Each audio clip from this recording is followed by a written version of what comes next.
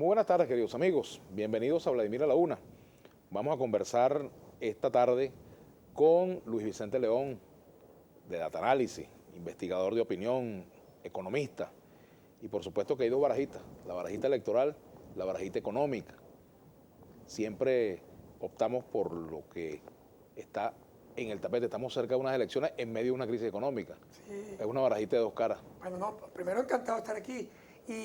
Sí, es una barajita de dos caras que siempre está muy vinculada, pero en este momento yo diría que a pesar de que la elección es el gran issue, el gran asunto del país, porque vamos camino a esa elección está completamente influenciada por la situación económica del país. El país arranca una campaña electoral y todo el país está metido en el interés por la elección parlamentaria, pero arranca en una situación muy distinta a la situación que había tenido el chavismo en estos 16 años, casi 17 años, en eventos electorales previos. Nunca había ido a una elección en el medio de una crisis tan severa como la que está viviendo el país en este momento. Y eso pues tiene unas connotaciones importantes, porque es un reto nuevo, es un reto distinto. Es decir, si tú chequeas la historia, tú vas a conseguir que muchísimos procesos electorales, tanto en Venezuela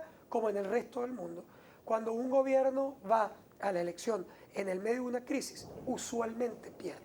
Si hay alguna experiencia, Estados Unidos tiene un par de experiencias de presidentes que logran una reelección en medio de una crisis, pero es muy raro. Incluso en Estados Unidos, que la reelección presidencial está casi garantizada, los que han perdido porque estaban en una crisis. Entonces, ese proceso genera una dinámica nueva para el chavismo y una dinámica nueva también para la oposición, porque es la primera vez que la oposición olvida todo lo que han dicho en las campañas, porque todos los candidatos siempre dicen, estamos ganando, corrido. Es la primera vez que la oposición, incluso cuando ganó, que fue aquel referéndum, incluso cuando ganó, no empezó ganando como estaba ganando en este momento. O sea, esta es la primera vez que la oposición arranca la elección y mira para el lado y dice, epa, yo tengo una posición ganadora de lujo, es mi oportunidad de oro y yo podría ganar. Podría, porque nunca se sabe. Ahora, no es un relevo corto, es un relevo largo. Y diciembre no está tan cerca tampoco, ¿no? Así es. Pudieran ocurrir o surgir esos llamados cisnes negros que cambien el panorama dramáticamente, como ocurrió con el Dacaso. ¿Tiene chance el gobierno de un nuevo Dacaso? Mira, ¿o lo viene dando? Fíjate, qué bueno que pusiste sobre la mesa el tiempo.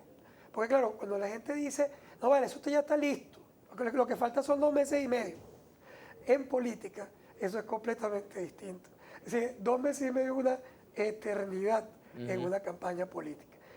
España, ahí está España. Claro, pero además, mírala aquí, mírala en Venezuela. O sea, yo, por ejemplo, me recuerdo perfectamente las mediciones que hacíamos en el momento en que muere el presidente Chávez y arranca, digamos, ya conceptualmente la idea de una nueva campaña presidencial, ya con Maduro como presidente, como elegido además por el presidente Chávez como su sustituto. Hacemos la primera medición. ¿Y qué viene? En la primera medición viene un Maduro que está 20 puntos arriba de la oposición. Si en ese momento, no ocurrió, pero si eso hubiera ocurrido, y Enrique Capriles me hubiera preguntado a mí, epa, ¿qué opinas tú de lanzarme o no frente a Maduro en este momento? Si yo hubiera visto 20 puntos un mes antes de la elección, porque la campaña era cortísima, a lo mejor hubiera estado tentado a decirle, oye Enrique, o sea, busca otro, o sea, busca un bateador emergente, porque esto es un desastre lo que viene, porque además uno podía pensar que el velorio de Chávez, o sea, todo era tan absolutamente impactante que era imposible que la oposición recuperara ese terreno. ¿Qué terminó pasando? Que se pulverizaron 19 puntos porcentuales en un mes. Es decir, el presidente Todo Maduro, eso por un error de campaña, ¿no? Por una estrategia errada de la campaña. Bueno, ¿no? yo creo que puede, como todo en la vida, eso es multifactorial. Hay muchas cosas. Yo creo que hubo un primer elemento que fue una campaña que no fue una buena campaña. Bueno, se interrumpió el duelo. Mira, es que el presidente Maduro bailó tambores. El presidente Maduro, el presidente Chávez era cantarín y el presidente Maduro es bailarín, porque le encanta salir bailando. Pero cuando tú bailas, Sí, chévere, a mí también, a mí me encanta bailar, pero si tú 4 días, 5 días después de que todo el mundo estaba en el duelo, y el duelo era muy importante en la campaña, sale bailando tambores en la campaña, y es normal que un candidato vaya para Barlovento y lo inviten a bailar tambores, pero cuando sale eso en pantalla, tú mataste el duelo. O sea, bueno, ya se acabó. O sea, y ahora está la campaña, entonces ya no es Chávez, ahora eres tú. Y ahí, pues obviamente, el presidente Maduro tenía un reto gigante, que era sustituir a Chávez, que era, como lo llama el mismo presidente Maduro, un gigante. Es decir, Chávez era un monstruo político. Era como para el Papa Benedicto sustituir a Juan Pablo II. O sea, tú, oye, no era tan fácil. Entonces, Claro. la campaña, las expectativas, la capacidad histriónica, el carisma del presidente Maduro no es igual al carisma del presidente Chávez. Y aun cuando en esa campaña intentaron poner a Chávez como el centro de atención, la gente se volteó a ver al presidente Maduro y, por otro lado, también vio a un Capriles que venía de una campaña larga, Maduro no. Así, Capriles había recorrido el país varias veces, había perdido la elección contra Chávez, que era un actor muy importante por 11 puntos porcentuales o menos, y ese era el mejor candidato que había tenido la oposición numéricamente en toda su historia frente al chavismo. Entonces, tenía una ventaja de recorrer país y generó estaba entrenado empatía, ya, pues estaba además. entrenado, generó empatía, y eso pues llevó a unos cambios muy importantes. Claro, en este caso estamos ante un cuadro económico que puede pesar mucho a la hora del resultado, pero también pudiera ocurrir que la oposición incurra en errores que la lleven a perder puntos dramáticamente. Eso puede pasar, o sea, puede haber, ¿qué es lo que puede pasar desde el punto de vista de la estrategia opositora que permita la recuperación del chavismo? Más allá de lo que está pasando con la economía, más allá del discurso de Maduro, más allá de los problemas que puede tener el chavismo como fuerza. Ahorita empezamos una campaña, y en la campaña cualquier evento relevante que ocurre tiene impactos sobre el elector, impactos relevantes sobre el elector. ¿Qué es lo que estamos esperando? Lo que se llaman, eso que tú colocaste sobre la mesa, que son los cines negros.